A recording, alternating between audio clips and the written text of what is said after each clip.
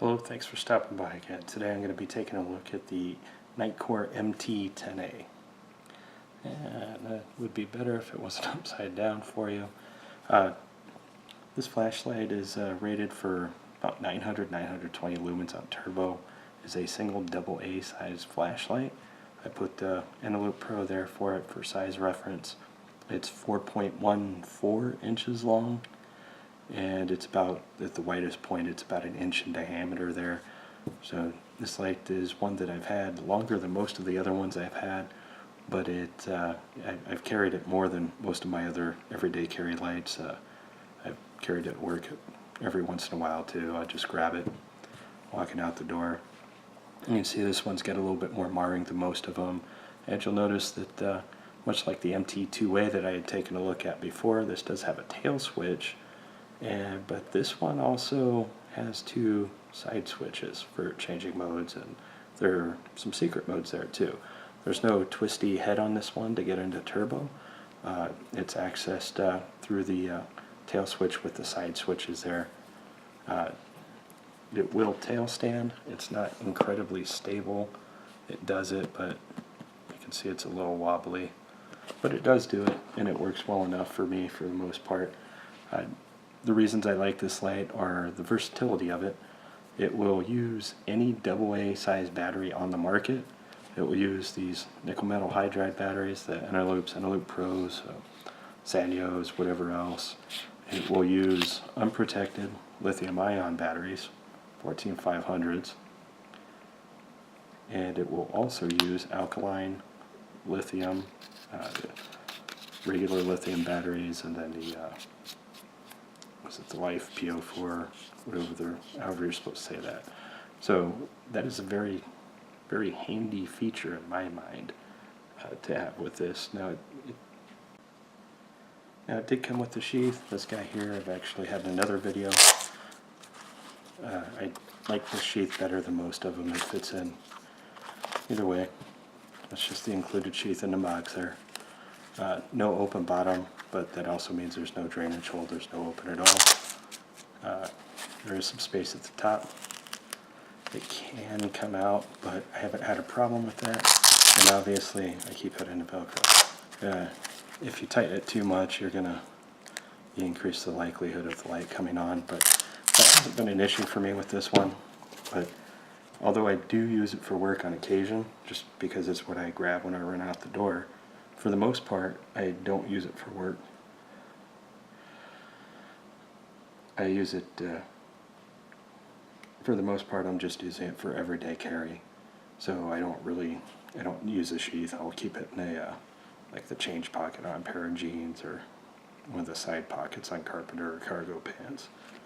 So when I got this light, another thing about it is the cost. So if you ever only want to run it on your rechargeable battery of some type, or regular AA's, or maybe it's something you're just going to throw a lithium battery in so you can throw it in your trunk or glove box or go bag or whatever you got, you can do that and it'll work. The mode spacing is actually better, in my opinion, in that mode in that configuration without the higher output batteries. I like the spacing between the modes better, but it will only go up to 170 lumens like that. If you want to get up to the higher outputs, you have to run the higher output batteries, which obviously that makes sense. But your lithium ions, your IMRs, and so that's what they say. So they have their times batteries, and I'll throw a picture of that at the end too. And then as far as their battery types there, sorry for the paper noise. I'm not doing this right, am I? There we go. That's what they say you can use there. So I haven't tried all of those, but I have tried regular AA's, alkaline AA's, and it will fit a protected cell, protected 14500. So this one, the way I bought it, it came with this. This is an unprotected. This is an IMR. I have a Phoenix one, and you can see there's a little bit of extra room there.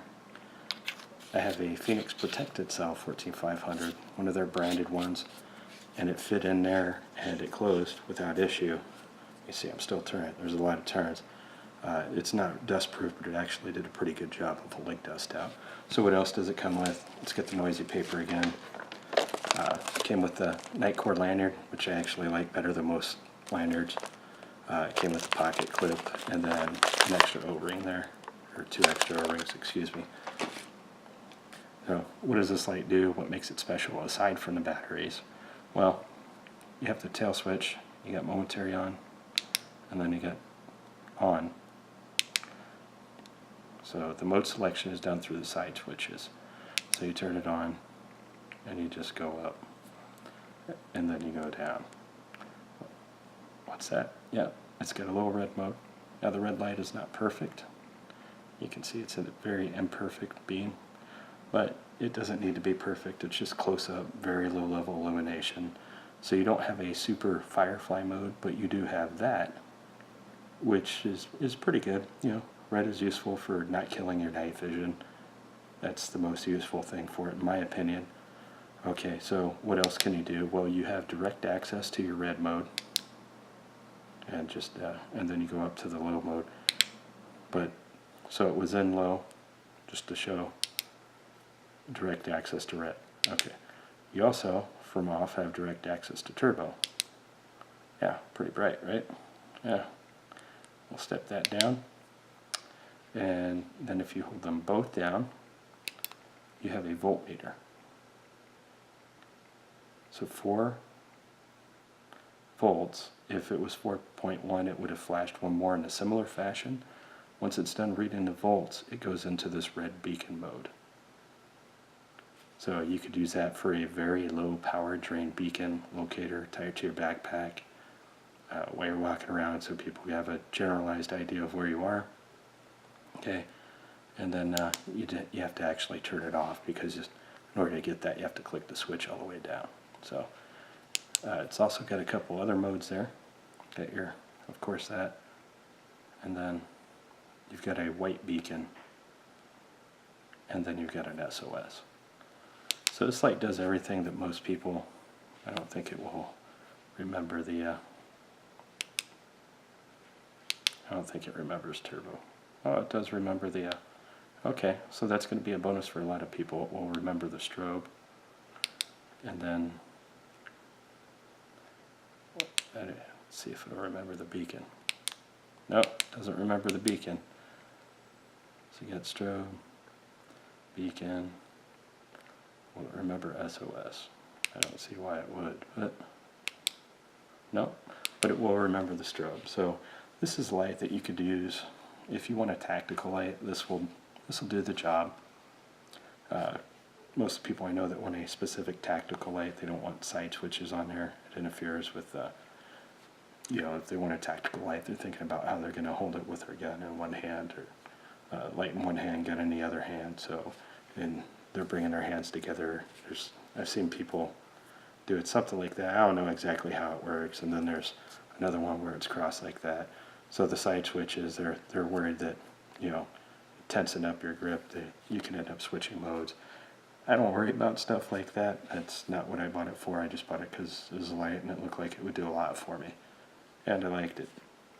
And I still like it, and I still carry it quite a bit, though I'm starting to lean more towards single 18650 batteries now for my lights, because I've got some that are about the same size and they don't have the red modes, but like the S2 Baton, it does have a Firefly, and it's about the same height but a little bit narrower. It doesn't have the giant head on here, but this has been a great light. It's totally waterproof. I've drowned it in water several times, and it's got a decent beam profile. It's got pretty far reach. I mean, it's pretty impressive for running off of just one little IMR, 900 lumens, and it does get really hot. Yeah. Now, if you want to use this on a higher modes a lot, I'm going to say go up to an 18650 light, because the run times on this are just not good.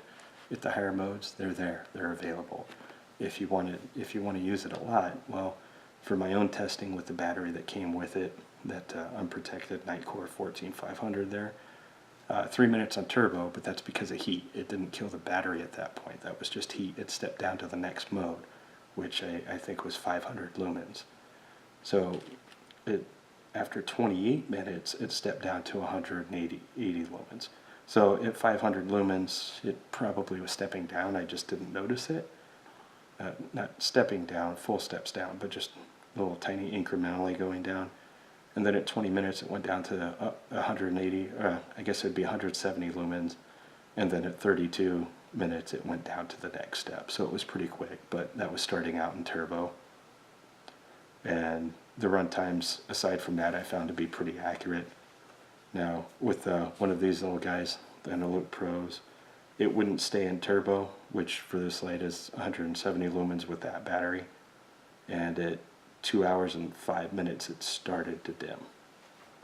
So, but overall, great light. If you're looking for something just to throw in your bag and forget it, you could do that with the lithium battery.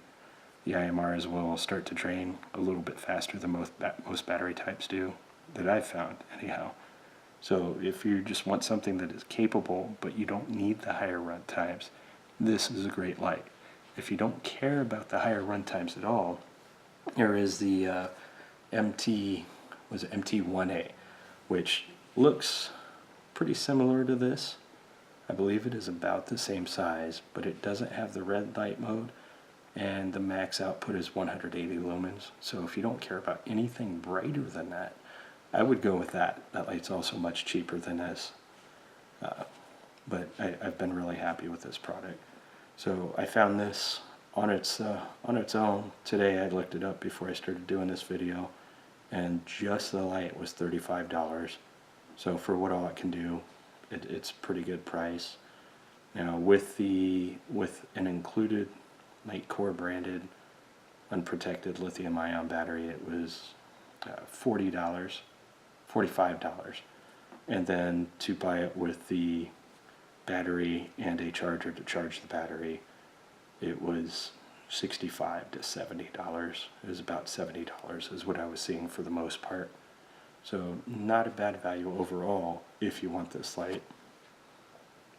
But yeah, it's been a great product. It hasn't failed me at all. I really don't have anything bad to say about it. I was trying to think of something bad to say about it. But that's it, alright? Thanks for your time, and go ahead and like and subscribe, and I'll be putting up some more videos soon. Hey, just a short update here. I wanted to give you a look at the beam profiles here for the MT10A. So we'll go ahead and start out with the red mode. So that's 5-6 feet above it. You can see the beam is not perfect, but in a very dark area that is plenty of light and it won't kill your night vision. And then stepping up, that's the next lowest mode there. So it actually looks a bit brighter on the camera than it does really, but you can see a good hot spot. And go up one more, let the camera adjust, and you can see a pretty fair amount of spill there. So this is actually a good profile. And then there's the strobe, and I don't want to keep doing that. And the white beacon, that's the frequency. And then your SOS, that's not really useful, it's just widening the camera out. But there's your voltmeter. And there's your red beacon coming there. There you go. So pretty great little product. Very happy with it. Don't regret buying it. I'll go ahead and post links for the Nightcore site for the light itself. And I'll post the Amazon link to where I get the light with the battery and the charger for it. Thanks again.